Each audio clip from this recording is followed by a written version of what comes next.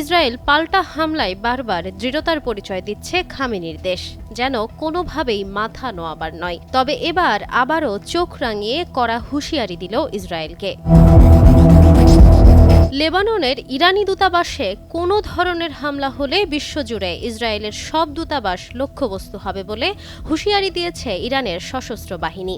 বুধবার দেশটির সশস্ত্র বাহিনীর জ্যেষ্ঠ মুখপাত্র ব্রিগেডিয়ার জেনারেল আবুল ফজল শেকারচি এই হুমকি দিয়েছেন। বৈরুতে ইরানের কূটনৈতিক মিশনে ইসরায়েলি হামলার হুমকির বিষয়ে শেকারচি বলেন, ইসরায়েল নামের অপরাধী রাষ্ট্রটি বারবার আন্তর্জাতিক সীমানা ও রীতিনীতির তোয়াক্কা না করার প্রমাণ দিয়েছে।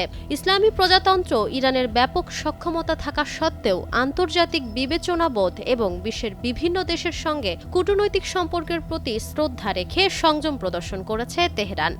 শেকারচি বলেন, যুক্তরাষ্ট্র ও ইসরায়েল ছাড়া বিশ্বের অন্য কোনো দেশের সঙ্গে ইরানের কোনো ধরনের শত্রুতা বা বিরোধ নেই। ইসরায়েলি হুমকির জবাবে ইরানের এই জেনারেল বলেন, লেবাননে ইরানি দূতাবাসে কোনো আঘাত এলে ইরান বিশ্বজুড়ে থাকা সব ইসরায়েলি দূতাবাসকে বৈধ সামরিক লক্ষ্যবস্তু হিসেবে বিবেচনা করতে বাধ্য হবে। তার ভাষায়, যদি ইহুদিবাদী গোষ্ঠী এমন কোনো আগ্রাসন চালায় তাহলে আমরা নিঃসন্দেহে এর পাল্টা জবাব দেব। Nafisa Noyal, Times today.